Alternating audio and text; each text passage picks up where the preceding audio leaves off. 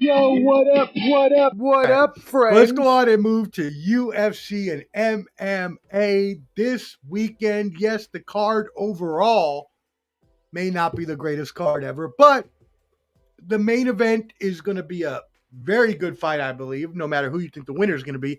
And the co-main event should be at least a brawling, sort of brutish fight. So let's go ahead and get to this. This will be on excuse me. I apologize. Hold on one second. It's going to be let's start with the middleweight co-main event. It's going to be Paulo Costa, 14-3 versus Sean Strickland, and he's the former champion. But he got beat recently and got the title taken away, and I'm blanking on the name right now, so I apologize. Duplessis, thank you. Drasic, thank you. And he's 28-6 is Strickland. So he is more experienced than Paulo Costa, but obviously Paulo Costa has been a rising star for a little bit here in the UFC. They've been trying to get him over the top. This could be that fight. Sean Strickland could be the gatekeeper here, sort of. They're both 33. They're both staying 6'1". They're both 185 pounds, so matching bodies. Pause. That sounded really bad. 76-inch reach, though, for Sean Strickland, a 4-inch reach advantage. My friend, who do you have in this fight? And what are your thoughts? I'm glad you put those records out. So you got to understand, Sean Strickland's 33. He's probably at the prime. He's at the prime at his career right now. Paulo Costa, 33 also. UFC fighters are a little older prime. That's true. Yep. So with Costa being the same age, it's different. So 6 years ago, he'd been that young gunner, you know what I'm saying? You got to understand. So both of them are both 6-6 in their last fights. I'm sorry. 3-3 in their last 6 fights. All right. Mm-hmm. Strickland 3-3 is a little different than Costa's 3-3. Where Costa, the start of his 3-3 was back in 2018. Okay, until now. So he's had only 6 fights from 2018 till now. Wow. I just thought of the date. I just thought of the date when you said that. I was like, wait a second. That's a long time. Mm-hmm. Before his last fight, he went 18 months in between that fight.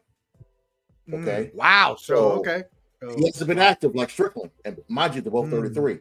So Strickland, when he moved up to middleweight or whatever, he started, when he fought Izzy, he was doing that kind of Philly shell boxing style.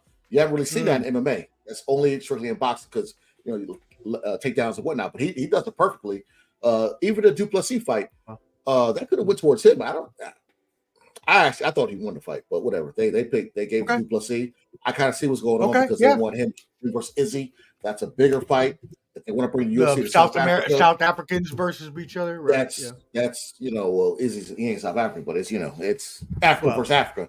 It's Africa versus Africa, same continent. You know what I'm saying? One's out in the. I'm not gonna start, but don't do it. Don't do it today. Y'all got to pay for that. But this fight, I like Paulo Costa, but you do. You've always been high on Paulo Costa. I've always been a fan of him. Even when Luke Rockhold put his blood all up in his. Oh, it's disgusting, but it was disgusting. Golly, like Hangman Page and and Swerve Strickland. Which, by the way, Tony Khan, give Swerve Strickland a better run. This run is so subpar and ugly so far. He deserves so much better. Anyway, Mayweather was front row the last ring. Yeah, Floyd Mayweather was there. Yeah, that was dope. Yeah, that's cool. So he looks old, by the way. Floyd I know he is old, but he's got the gray going on now, and the afro was looking a little nappiness. He's old. Yeah, he all that paid for hair. He didn't want to get a shape up before he came to the event. All that is paid for hair up there, Floyd. Allegedly, that's what I paid for. But you know what though, and this is going to sound really bad, but I don't care. He still looked better than all those mark-ass AEW troglodytes that live in their mother's basement. Troglodytes? Jesus Christ. Why are you attacking AEW fans? What did they do to you? Jesus. I don't know. I listen to too much Disco Inferno. Shout out Keeping It 100. I listen to too much Disco Inferno. Good grief. Man, that's other nice people. But so anyways, all right. So do you want to do that? Yeah, I'll do it. I got you. So I'm gonna go with for Let's this go fight. ahead and get the club bangers here. Clubs bangers. I'm going with Sean Strickland. Sean Strickland's gonna win. I don't even know what round. I think it might go to distance. Okay. But decision, I think unanimous decision? I think it's unanimous. It's unanimous. Because Costa is good. He's a good fighter, but he gasses. He's too muscular. Okay. And when you got a lot of muscles, the blood goes straight to your muscles, and that was a little only because I did that beforehand, but it wasn't like a yum. It was just like a I understand, but it sounded bad because it's like he's muscular. You're like he on the menu. But anyways, Costa, you gas a lot when you got all those muscles, and he's not that active as much as Sean Strickland. And Sean Strickland trains crazy, so I got Strickland winning this. Okay. I would say a caveat: if Costa knocks him out, that's the only way I can see him winning. I was just about to ask that. Can Costa knock him out? He can. Paulo Costa can knock him out. But I just think Sean Strickland's is boxing. Like once you get in close, he does something stupid. He's gonna take you out. You know what I'm saying? Right. So look at KT, listen to MMA. Look at that. I don't know. I'm gonna go with my man Sean Strickland on this one. Hey, what up, my boy Canteen? That reminds me, y'all, tune into the Bottom Line Sports Tuesdays at 8 p.m. Eastern. Go ahead and subscribe at the Bottom Line Sports. Shout out, Cam. All right. So before we get into the main event of this fight, I do want to do the club bangers really quickly on just the rest of the card. And if you don't have any thoughts, that's fine. It's just two other ones that I want to go over. First, we have the women's strawweight bout between former Invicta FC atomweight champion Michelle Waterson. We've known her as. She's now Michelle Waterson Gomez, so she got married. And Jillian Robertson was postponed to this event from a previous event for undisclosed reasons. So, what is your club banger on this one? I'm a big fan of Michelle Waterson. She's been around for bangers, and her nickname's the Karate Hottie. You know what I'm saying? She's been there. She reminds me of the girl you were playing beer pong with when I was down there a couple. At Party Pal or whatever game, whatever where we were at. But Michelle Waterson, unfortunately, she's got to the point where she might be a gatekeeper for some of these younger young ladies. Unfortunately, and I'm a big fan of hers. But you know what, Michelle? I'm going Michelle. Bangers, clubs, bangers. Karate Hottie, let's go. Michelle Waterson, let's go. I as well am. I've always been a fan of Waterson. Like you mentioned, she had the Korean hottie name, and it's always brought attention to her. But she's been a really good fighter. Granted, she's getting up there in age, but I'm with you. I got that one. All right. So then the Coco main is going to be a heavyweight bout between former Bellator heavyweight world champion Alexander Volkov, as I like to do that when I say his name, and Jalton Alameda, the Brazilian, my friend. How do you feel about this fight? So if people don't know, Alexander Volkov, he looks just like Dolph Lundgren. So if you look that up, he looks just like him. Hilarious. He really does. He is the one who Derek Lewis fought against on the Khabib Nurmagomedov card against Conor McGregor, and when Derek Lewis beat him in the last second with the knockout, he took his drawers off and said, "My balls are hot." So that's what I was like, was that the one where he took his shorts off? Okay. Yeah, that's it. He's tall, long, rangy. He's like 6'7". You know what I'm saying? He can strike well. Alameda, he's a big boy. Yeah, they're both big boys though. They're both huge. I'm gonna go like I'm going with Volkanovski. Volkanovski. Volcom. Clubs, bangers, clubs. I say his name right. Clubs. I got too much shit going on over here. Yeah, what's going on over there? Yeah, Volcom, right? Volkov. I keep thinking of Volkanovski, but yeah, Volkov. I got him because of Islam, but I'm going Volkov because he's been looking good, man. When he fought Tui, he used his range. He's starting to use his length a lot more and keeping fighters at bay. You're 6'7", you're long and lanky. You know what I'm saying? Use that. He's been using that. He's a great kickboxer. So I'm going with him for this fight. I mean, as you mentioned, he is. Oh, I'm sorry. I apologize. Well, no, I'm saying heavyweights. It's gonna be a knockout. I don't know what round it's gonna be a knockout though. Okay. Yeah. No, as you mentioned, though, he is 6'7", so he's obviously pretty tall. And so I mean, I agree completely with you. I think the big boys, someone's going to go in there and knock somebody out. Alexander Volkov, is 35 years old, so he's still in that high range of like MMA prime kind of. But Yeltsin Alameda, even though he doesn't have as much behind him, he is still only 32, so he's 3 years younger. But I feel you. Volkov is, in my eyes at least, is the better fighter. So, all right. And then finally, we get to the main event. And wowzers, this is going to be an awesome fight because one of our favorites, we both love him. He is 25-1.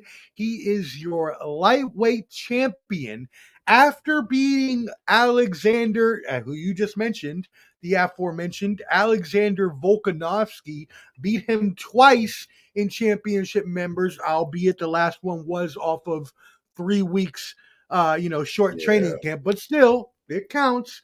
So but now at the same time, because those were his only fights, his hot fire kind of start has kind of started fizzling out a little bit. So the UFC needed to feed him something that was going to be great.